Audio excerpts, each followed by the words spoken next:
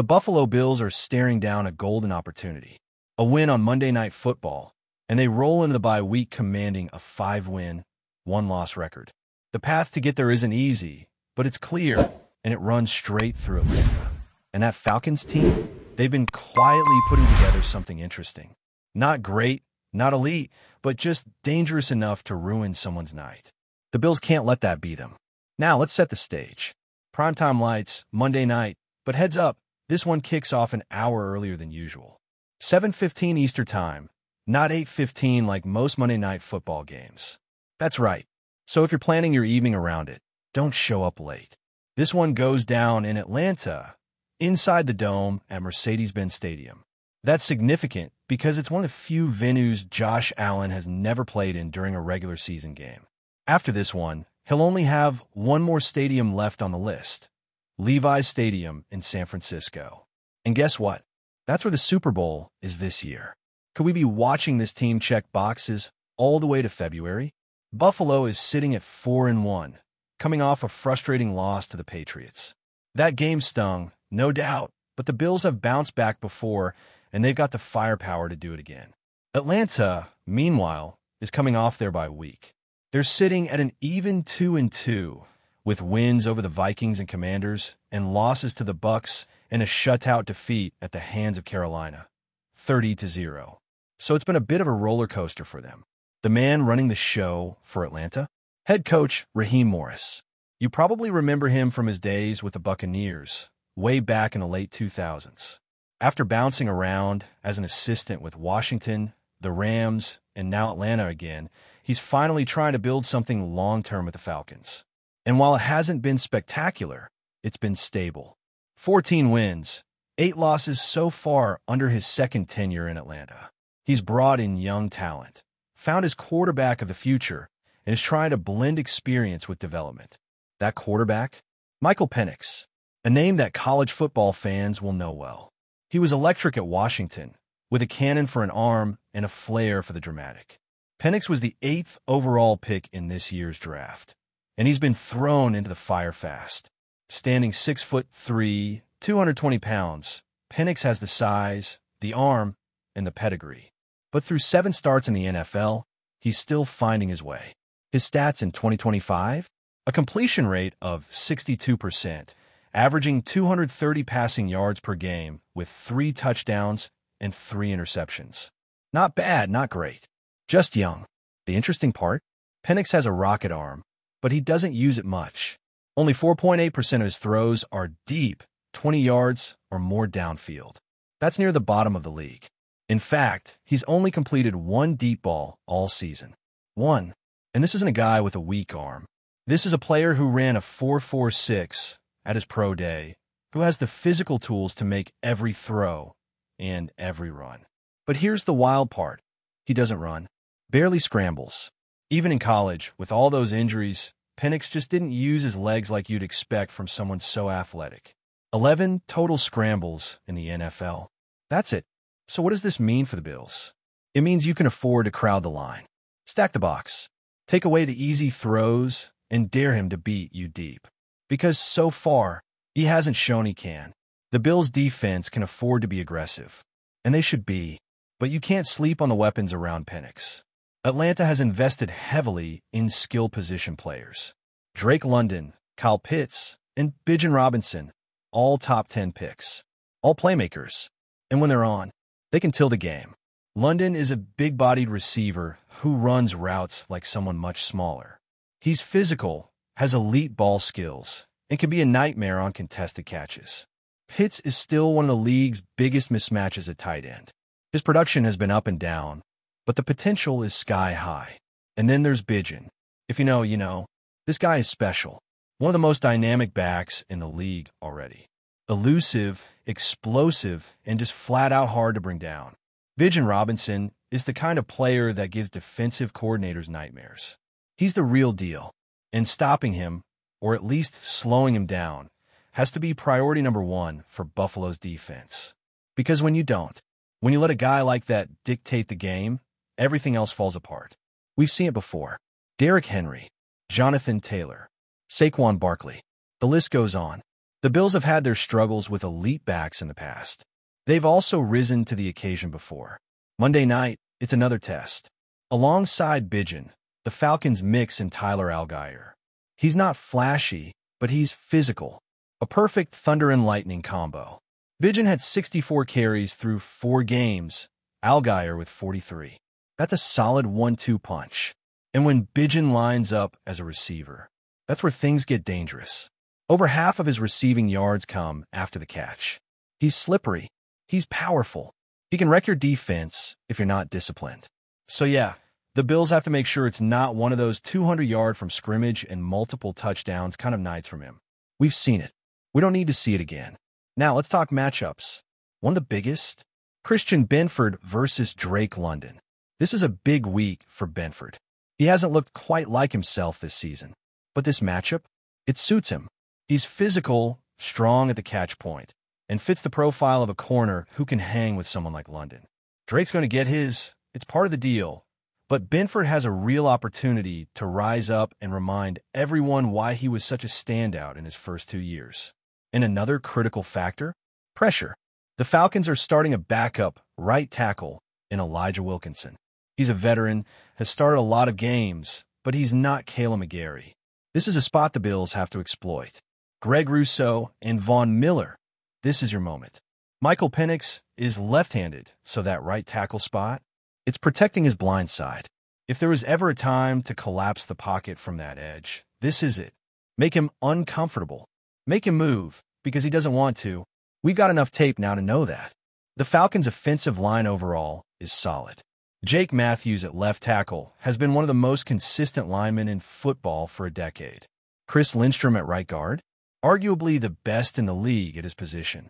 The middle is strong too, with Ryan Neal holding it down at center and Matthew Bergeron looking like a rising star at left guard.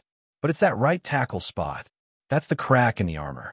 And that's where Buffalo needs to strike. The Falcons' offense, under coordinator Zach Robinson, is still figuring things out. 19 points per game. That's 26th in the NFL.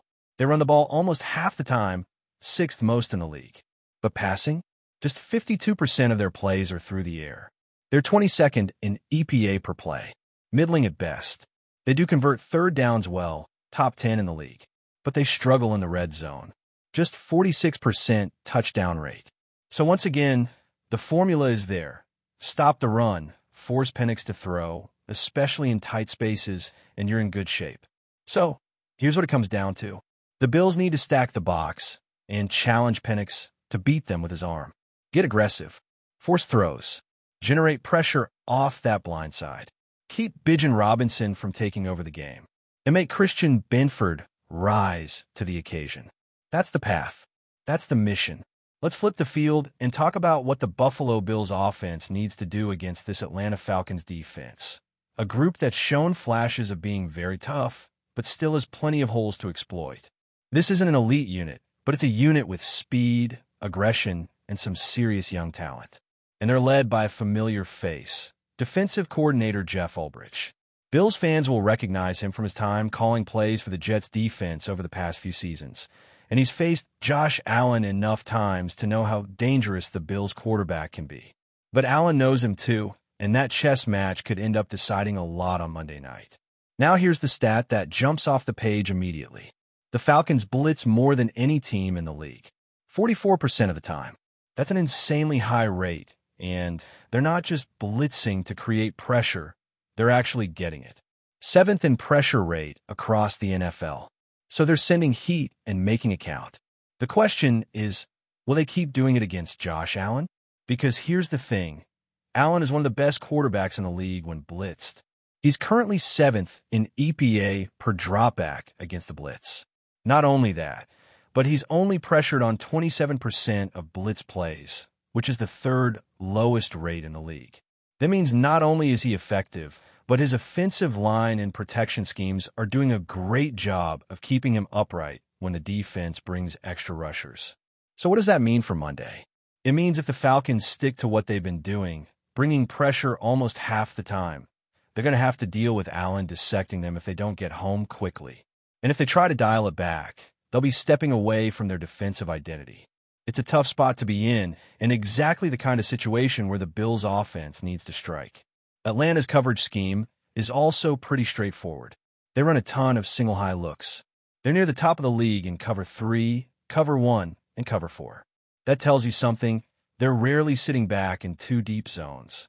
They want to keep one safety high and bring numbers down into the box. That makes sense considering how small their front seven is.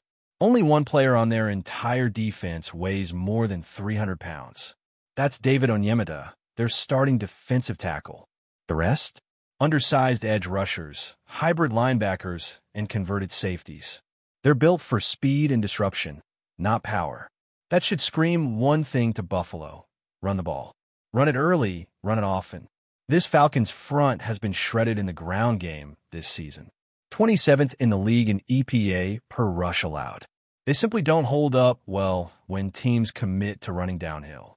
So this is a game tailor-made for James Cook and the Bills' offensive line to impose their will.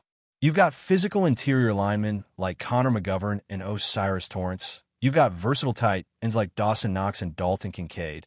And you've got a running back in Cook who's been steadily improving his contact balance and patience. Run it between the tackles. Run it off the edge. Get big personnel on the field and mash this front. They're quick, but they're light. And if you can force them into a physical game, you'll control the clock and wear them down. And here's another wrinkle. These Falcons defensive backs struggle to tackle. Their corners, especially. A.J. Terrell is their best guy, but even he is below average when it comes to bringing ball carriers down in space. Mike Hughes? Same deal. Billy Bowman, their rookie slot corner, is physical and athletic, but has serious tackling issues. This was true in college, and it's already showing up in the NFL. So if the Bills can get to the perimeter and force these corners to make tackles in the run game or after short passes, they've got a real edge. Jet sweeps, bubble screens, swing passes. This is the week to let those plays eat. Now, Josh Allen needs to be sharp, too. These Falcons safeties are no joke. Jesse Bates is one of the best in the business. A true center field free safety with range, anticipation, and ball skills. He'll bait you into bad throws if you're not careful. And opposite him is Xavier Watts, a rookie who's already making a name for himself as a legit ball hawk. Underdrafted, undervalued, but absolutely disruptive. Those two guys will jump routes. They will make plays on the ball. And if Allen tests them the way he tested New Orleans rookie Jonas Sanker a couple weeks ago, he might get burned again. He can't afford that. So Allen's eyes need to be disciplined, his reads precise, and his throws calculated. This is not the week to force hero balls into the middle of the field. The Falcons' linebackers are fast, but they're not thumpers. Caden Ellis is a good player, underrated, smart, and tough. But he's not a guy that's going to erase tight ends or backs in the passing game. His partner, Divine Deablo, is a converted safety, fast, rangy, but still learning the nuances of playing full-time linebacker. He's just 223 pounds. That's not much in the NFL. This is where Dawson Knox and Dalton Kincaid can shine. Work the seams, stretch the middle, and exploit those matchups. And with the Falcons playing so much single-high coverage, the seams and the flats are going to be available. These are the zones the Bills love to hit with crossers, mesh concepts, and quick outs. You can force those linebackers to declare themselves early, then punish them behind it. The quick game should be sharp and on time this week. Get the ball out, move the chains, and keep the defense guessing. Before we dive back in, make sure to hit that subscribe button and give this video a thumbs up. Your support helps us keep delivering the latest Buffalo Bills updates straight to your screen. And hey, don't hold back. Let us know your thoughts on today's news down in the comments. Whispers are swirling across the NFL as tensions heat up ahead of this weekend's clash between the Atlanta Falcons and the Buffalo Bills. The latest spark? Falcons quarterback Michael Penix Jr., who, according to sources close to the team, hasn't been holding back his thoughts about the Bills in the locker room or beyond.